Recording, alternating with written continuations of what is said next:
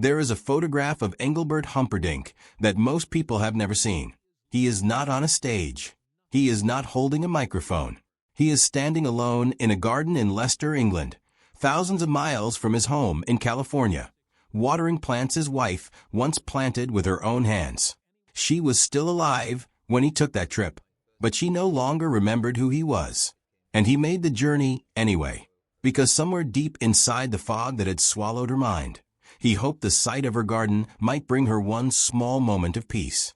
That image, a man who sold 140 million records, crossing an ocean to tend to flowers for a woman who could no longer recognize his face, tells you everything you need to know about who Engelbert Humperdinck really is.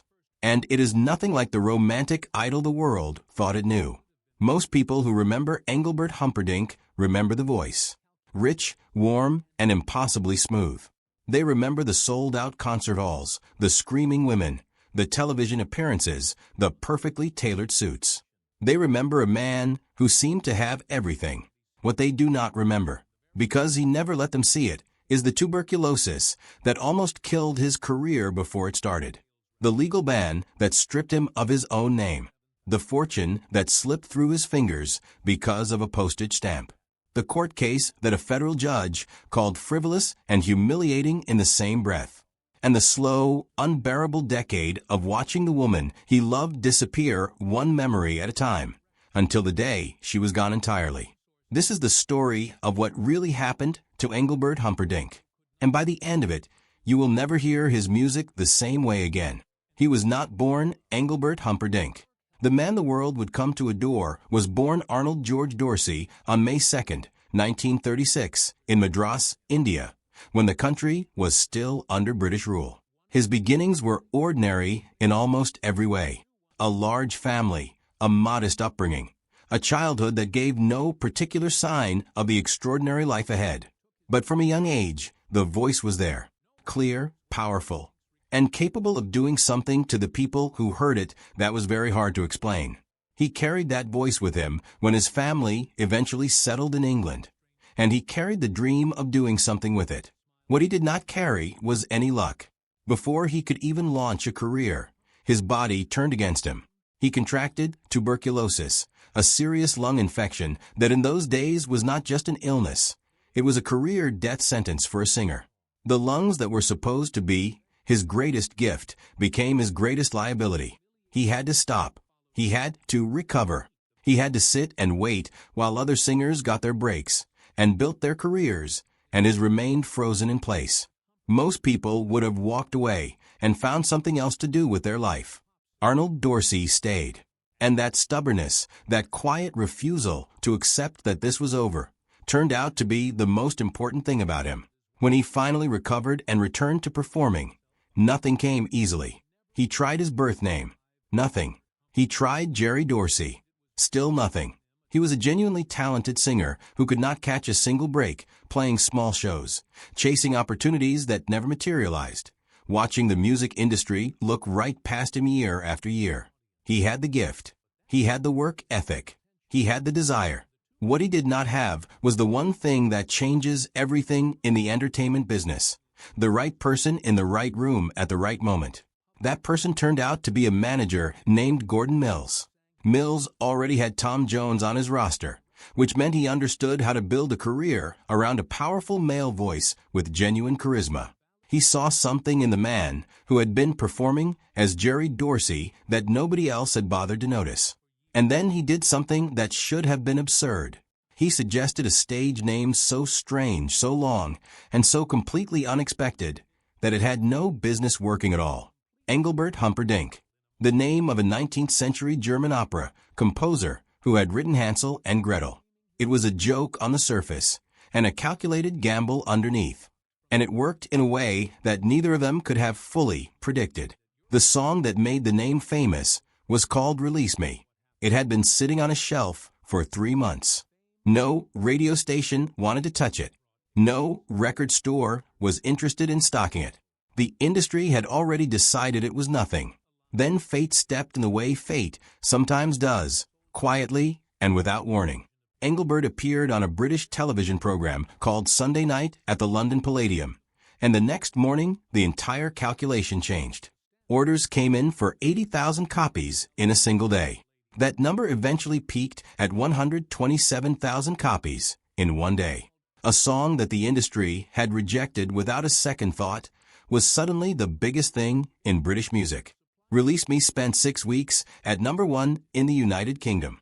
In doing so, it kept the Beatles off the top spot, blocking Penny Lane and Strawberry Fields forever from reaching #1.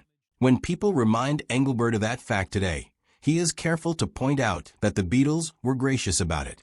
They already had their share of #1s, he said. And fortunately for him, they did not seem to mind losing that one. After conquering England, Gordon Mills pushed him toward America. He appeared on The Ed Sullivan Show, and the reception was extraordinary.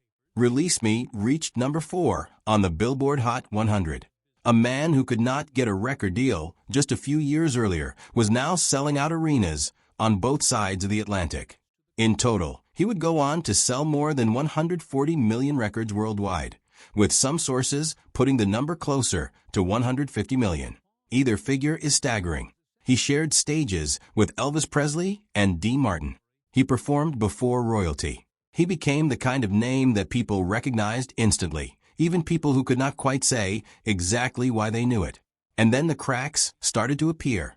Not all at once. Not in any single dramatic moment. But slowly, the way cracks in a foundation usually do.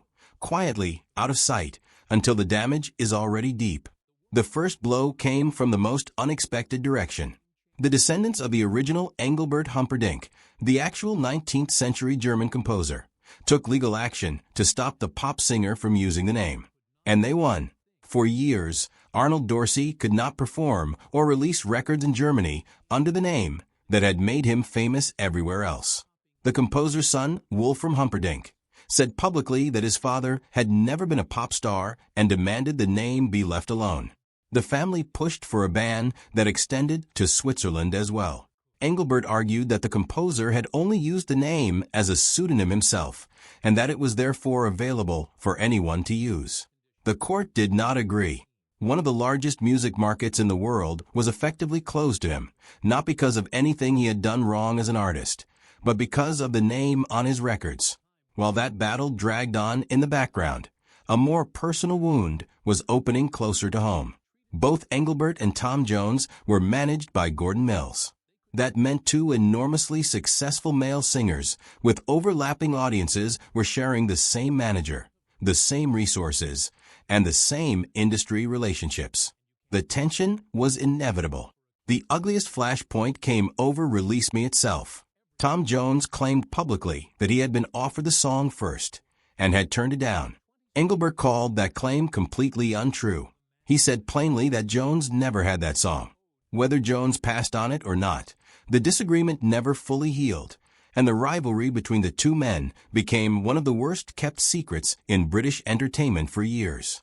But the most publicly humiliating moment of his career came in 2012, and it came in front of the entire continent of Europe. At 76 years old, Engelbert was chosen to represent the United Kingdom at the Eurovision Song Contest in Baku, Azerbaijan. He sang a ballad called Love Will Set You Free. He gave everything he had. And when the votes were counted, he finished 25th out of 26 contestants with only 12 points. Only Norway did worse, scoring 7. Sweden won the contest with 372 points.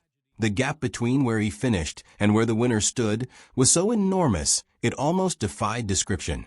Bookmakers gave odds of 25-1 that the United Kingdom would pull out of Eurovision entirely the following year. And yet Engelbert, being exactly who he is, later called the experience one of the highlights of his career. He meant it. That is not spin. That is a man who has learned to find something worth keeping even in the middle of disaster. Then there was the money. For a man who sold over 140 million records, Engelbert Humperdinck has had a genuinely painful relationship with financial security. It started earlier than most people know. In the 1960s, before the fame arrived, he allegedly won £33,000 on the football pools, an amount worth roughly £800,000 in today's money. It was life-changing. It was also uncollectible. He and his wife could not afford the cost of the postage needed to send in the winning ticket. A fortune was lost because of a stamp. That detail stays with you. The man who would one day fill the London Palladium could not scrape together the money to mail an envelope. The financial difficulties did not end when the money came. In 2001, a touring company operating under his name went into voluntary liquidation with debts of more than £262,000.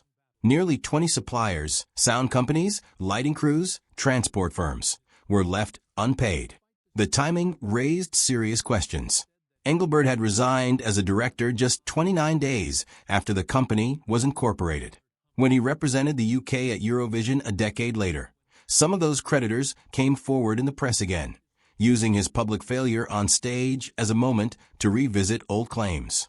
The romantic singer who had built a career on love songs was being painted, fairly or unfairly, as someone who walked away from working people who were owed money.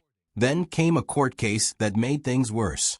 Engelbert sued a man named Daryl Payne over rights to a 1995 concert recording at the Royal Albert Hall, claiming the rights had been obtained through forged documents. The lawsuit dragged through the courts for 4 years before a federal judge dismissed it entirely. The ruling was not gentle. The judge called it frivolous and said it appeared to be driven by improper competitive motives. What emerged during the case was even more damaging. Engelbert himself admitted under oath that he did not know who actually owned the rights to the concert he was suing over. It turned out the lawsuit had been largely funded by a business rival who had used Engelbert as a front in a personal vendetta. The singer was not the architect of the scheme. He was the instrument of it. The man on the other side of the lawsuit said it cost him hundreds of thousands in legal fees, millions in lost business, and the freezing of his bank accounts. The judge awarded him more than $700,000 in attorney's fees. The romantic idol who had built a brand on sincerity was now connected to a lawsuit a federal judge had called a weapon against a small business owner. Through all of it, the name ban, the rivalry, the Eurovision embarrassment, the bankruptcies, the court rulings, there was one person who never moved. Her name was Patricia Healy. She had been an actress when they first met. She became his wife on October 12, 1964. She was beside him through the tuberculosis, through the years of rejection, through the name change and the sudden explosion of fame and the slow complications that followed.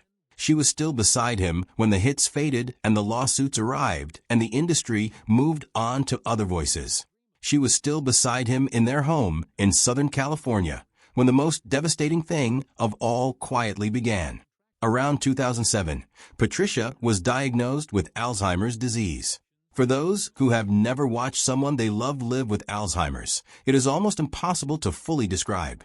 It does not take a person suddenly. It takes them slowly, piece by piece, removing memories and recognition and personality in layers until the person sitting in front of you is someone who shares a face with the one you love but can no longer find you behind their eyes. By 2017, when Engelbert first spoke publicly about her condition, she had already been living with it for approximately 10 years. A full decade of slow disappearance. He said it was one of the obstacles life had thrown at his family and that he had to cope with it in the best way he could. That sentence, calm and measured as it sounds, is the language of a man who has been quietly devastated for years and refuses to show it falling apart. He could not leave her for more than 4 days at a time while on the road.